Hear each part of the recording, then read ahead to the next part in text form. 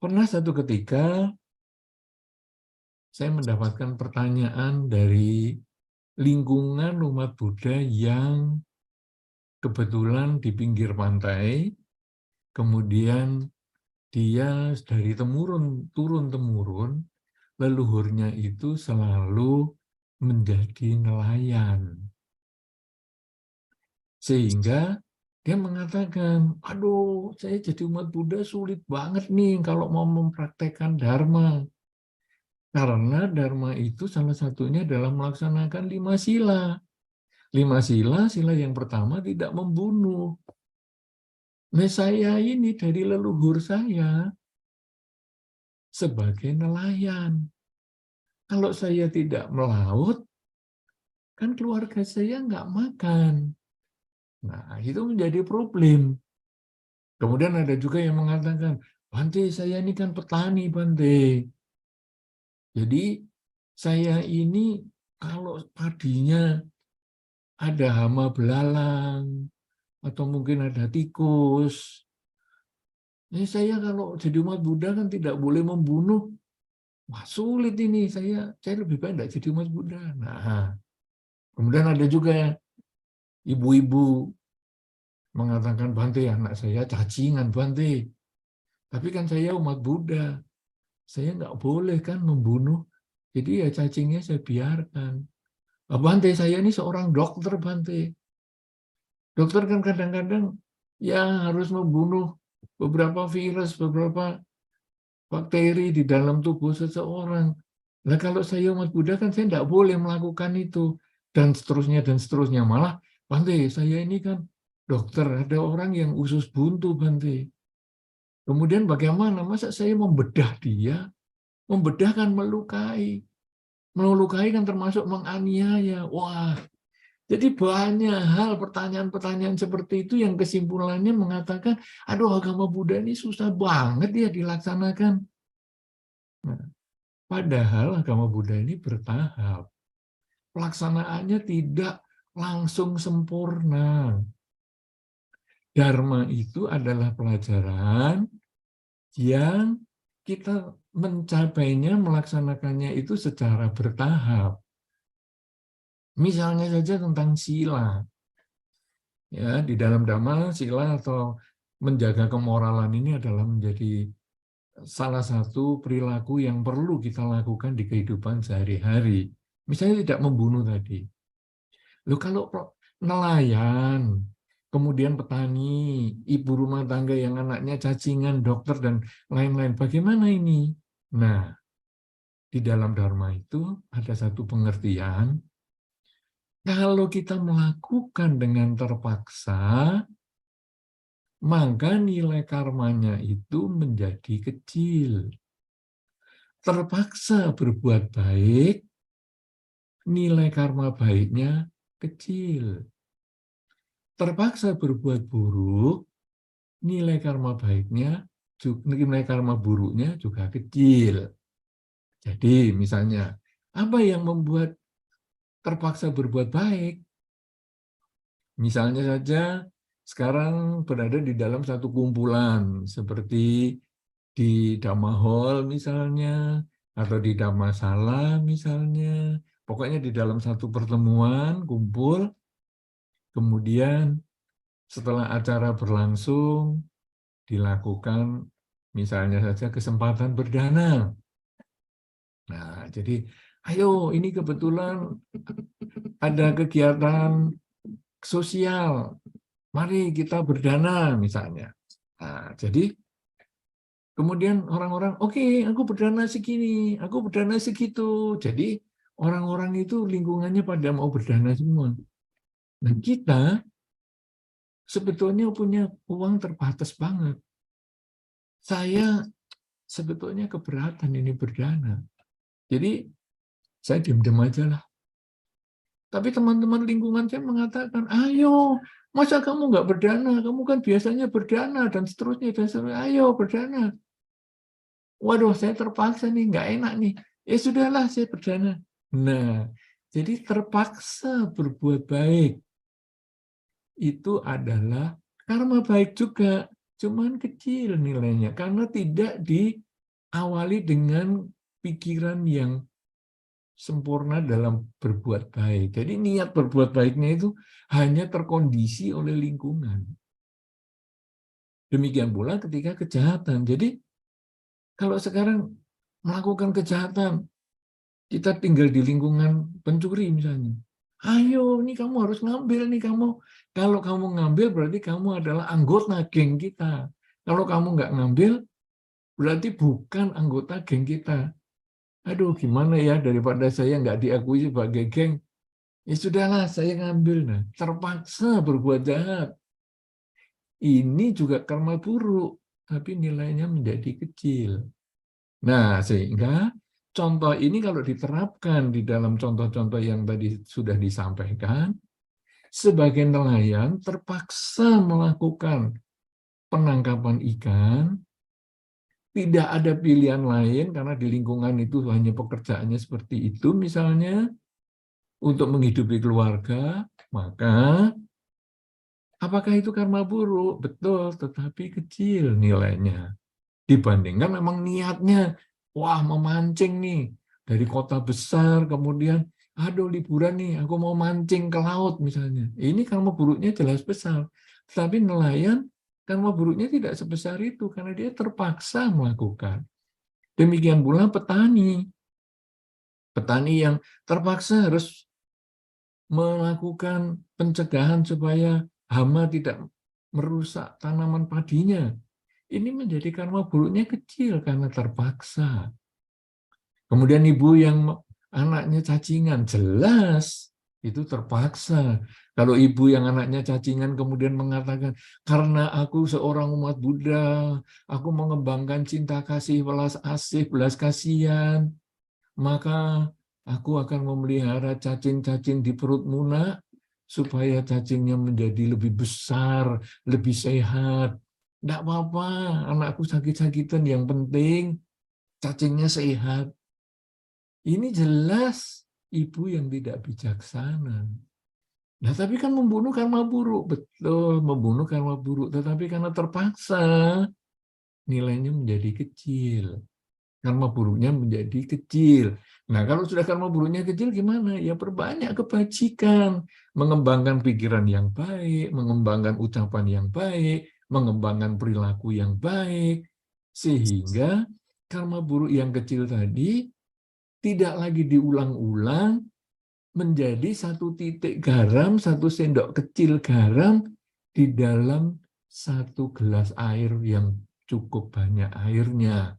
Nah, sehingga kalau satu gelas air yang penuh ini, yang penuh air, kemudian kemasukan satu sendok garam, memang terasa ada sedikit asin.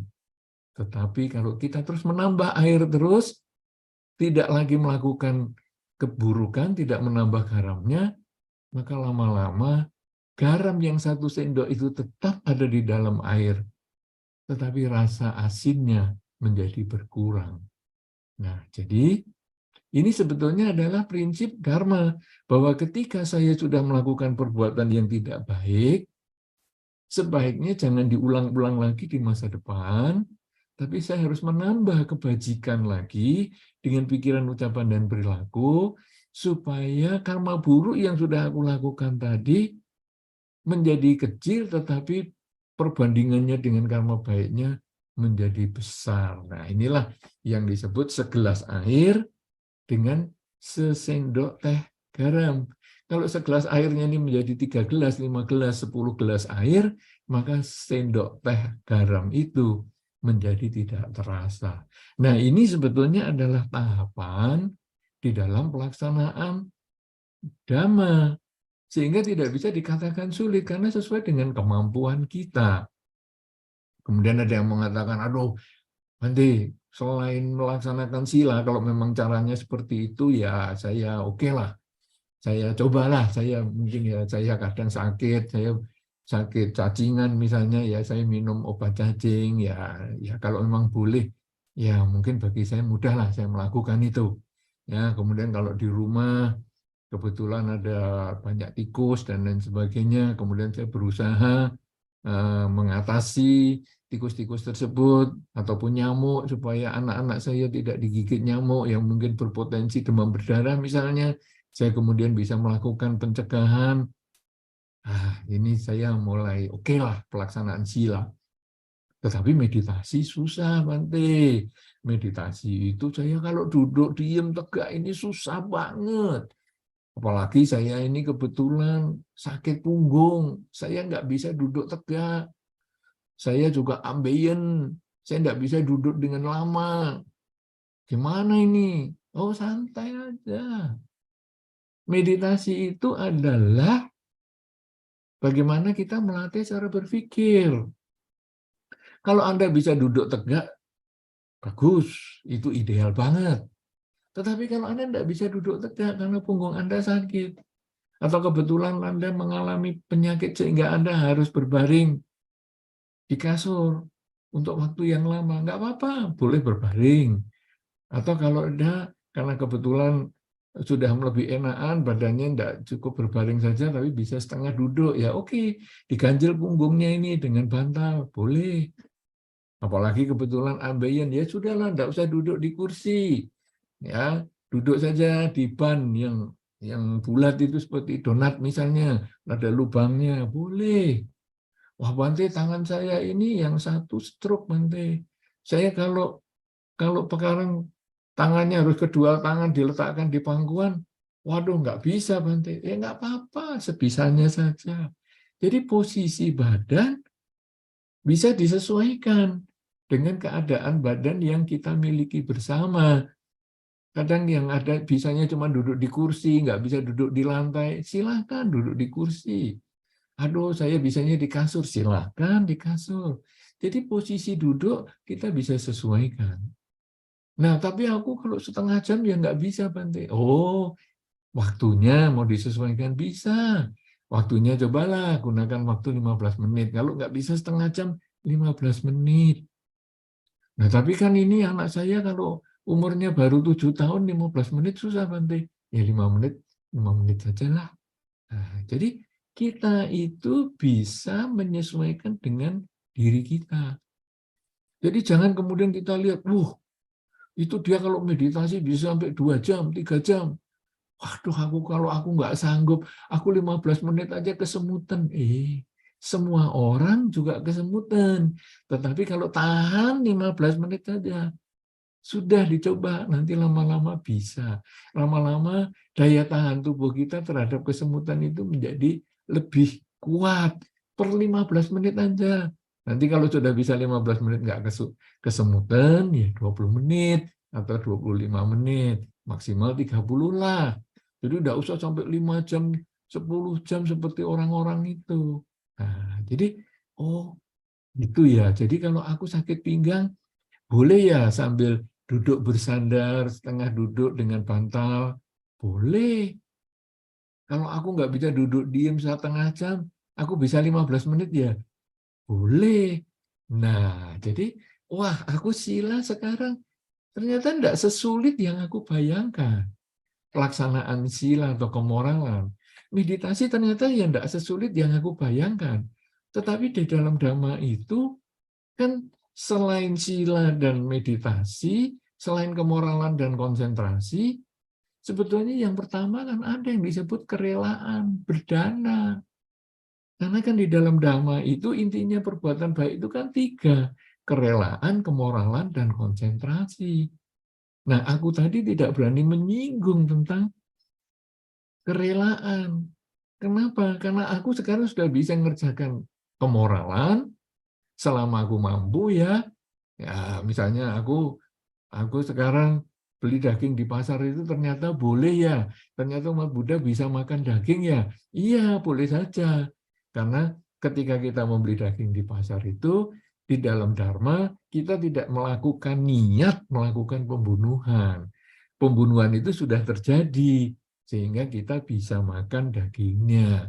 Ya, jadi pembunuhan sudah terjadi di rumah jagal, kemudian dijual di pasar, kita tidak punya niat langsung untuk melakukan pembunuhan. Jadi kita bisa makan dagingnya itu. Oh ya, saya sudah bisa nih sekarang jalankan sila.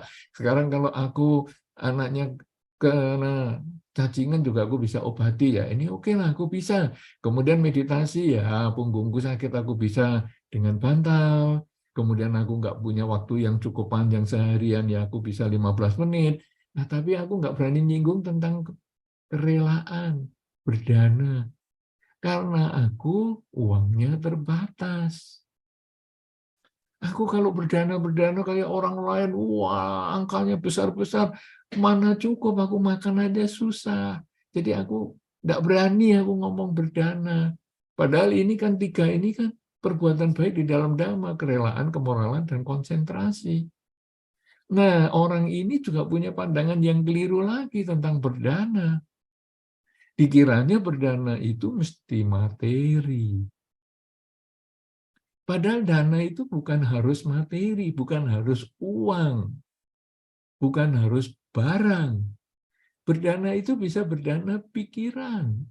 Jadi ketika misalnya ada orang datang, kemudian meminta saran, bagaimana ya, ini aku ini kan ada problem di rumah tentang kondisi rumah tangga, hubungan suami dengan istri yang kurang harmonis, hubungan orang tua dengan anak kurang harmonis. Nah, kebetulan kita tahu cara untuk mengatasi hal itu. Kemudian kita menasihati dia, coba gunakan dengan ini, cara begini supaya hubungan dengan suami dan istrimu ini menjadi baik. Gunakan cara ini supaya hubunganmu, komunikasinya dengan anak bagus, dengan orang tuamu juga bagus. Nah, ini sudah berdana. Bahkan hanya menyediakan waktu duduk mendengarkan kesulitan orang itu pun kita sudah berdana, sudah mengembangkan kerelaan. Belum lagi kita memberikan nasihat. Berarti ini sudah ucapan-ucapan yang bagus yang mendukung dia untuk mencapai kebahagiaan dalam keluarganya. Ini sudah kerelaan. Kemudian kadang-kadang ada juga orang yang lihat dari jauh, wah keluarga kita atau orang tua kita datang dengan badan yang lelah, kemudian kita masuk ke kamarnya orang tua kita dan kita mengatakan, ayah atau ibu, kamu kelihatan capek nih, aku pijitin ya. Nah, jadi kita memijit orang tua itu pun itu sudah berdana, itu kerelaan. Kemudian ketika kita di jalan melihat orang tua yang mengangkat barang dengan berat, walaupun kita nggak mengenal, kita mengatakan, boleh saya bantu? Saya angkatkan, mau bawa kemana? Nah, jadi kita kemudian bisa bantu angkatkan. Itu juga sudah berdana. Kemudian, wah saya kan kerjanya ini tukang ojek, ojek online. Bagaimana saya berdana? Bisa. Kita kemudian mengatakan, nanti orang-orang yang misalnya 5 orang pertama yang naik ojek saya hari ini, saya kasih gratis. Kalaupun dia sudah dibayar secara online, uangnya saya kembalikan. Nah, jadi dengan cara seperti ini, dia pun bisa berdana. Apapun juga, kita itu bisa lakukan sesuai dengan kemampuan kita. Nah, oleh karena itu, dana tidak harus berupa materi. Dana tenaga, dana pikiran, dana ucapan, bahkan dana memaafkan orang itu pun adalah dana juga. Ketika ada orang bersalah kepada kita, kemudian kita mampu memaafkan dia, maka ini juga berdana. Nah, jadi kita sekarang sudah melihat kerelaan, kemoralan, dan konsentrasi ini adalah intisari ajaran Dharma bagaimana kita melakukan kebajikan. Kerelaan, kemoralan, dan konsentrasi atau dana sila dan samadhi ini dilakukan sesuai dengan kemampuan kita masing-masing. Ada target tertinggi, tetapi bukan harus itu dicapai dalam waktu yang singkat. Kita mungkin harus latihan, meningkatkan kualitas diri kita, apakah di beberapa waktu ke depan, beberapa minggu ke depan, beberapa bulan ke depan, beberapa tahun ke depan, atau bahkan beberapa kehidupan yang akan datang. Ada upaya kita untuk meningkatkan kualitas diri kita, tetapi kemampuan saat ini itu yang penting. Nah, sekarang kita lalu lihat dana ternyata tidak harus berupa materi. Dana waktu, dana tenaga, dana pikiran, dana nasihat, dana perhatian, dana kasih sayang, itu semua tidak berwujud materi, tetapi perhatian kepada pihak lain. Itu juga berdana yang kita bisa lakukan mulai sekarang sampai selama-lamanya. Kemudian kemoralan, ternyata juga bisa disesuaikan dengan diri kita. Tidak membunuh, tidak mencuri, tidak berzina, tidak bohong, dan tidak mabuk-mabukan. Ini kita bisa lakukan sesuai dengan level-level yang kita miliki saat ini, sesuai dengan kondisi kita saat ini. Yang paling penting adalah bahwa semakin saya terpaksa melakukan, semakin kecil nilai karma buruk yang kita kerjakan dengan pelanggaran sila tertentu tersebut. Kemudian, meditasi atau bagaimana mengembangkan konsentrasi, posisi badan ini penting karena sebagai fondasi di dalam latihan konsentrasi.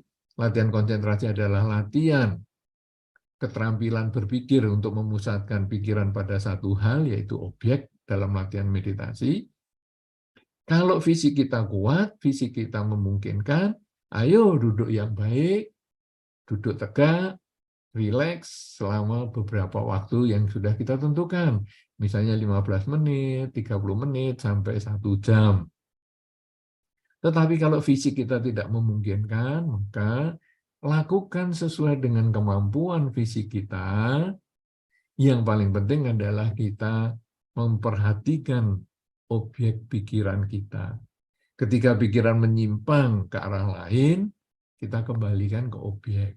Objek meditasi yang biasa kita pilih adalah memperhatikan masuk dan keluarnya nafas. Kapan dia masuk, kapan dia keluar, kita amati. Kadang kita menghitung 1-5. Ketika nafas masuk 1, nafas keluar 1. Masuk 2, keluar 2. Masuk 3, keluar 3. 4, 4, 5, 5. Kembali ke 1 lagi. Demikian seterusnya. Kalau nanti pikirannya kacau, hitungan baru 1, 1, 2, 2, pikirannya sudah tidak karu-karuan, kembali lagi ke 1, 1, 2, 2. Dan demikian terus kita lakukan. Walaupun tubuh kita punya keterbatasan, tapi ketika pikiran kita arahkan untuk konsentrasi yang baik, maka batin menjadi tenang. Nah, kalau sudah demikian, 3 latihan, kerelaan, kemoralan, dan konsentrasi, ternyata bisa kita lakukan di kehidupan sehari-hari. Sehingga kalau ada pertanyaan, why is practicing Dhamma so difficult?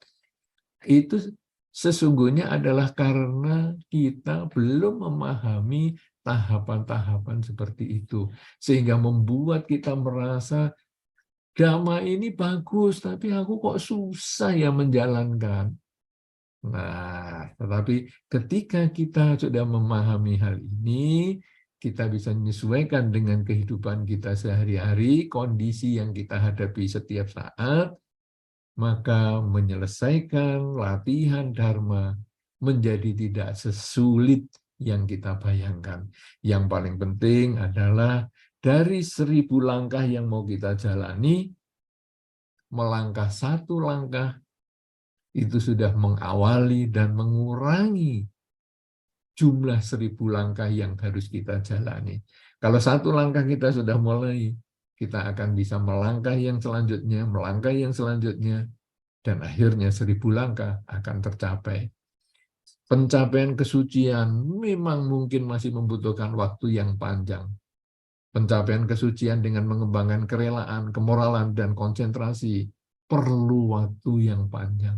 Tetapi kalau kita tidak mulai saat ini melangkah, menggunakan kesempatan untuk mengembangkan kerelaan, kemoralan, dan konsentrasi, maka kita tidak akan pernah mencapai titik akhir, titik tertinggi di dalam Dharma tersebut.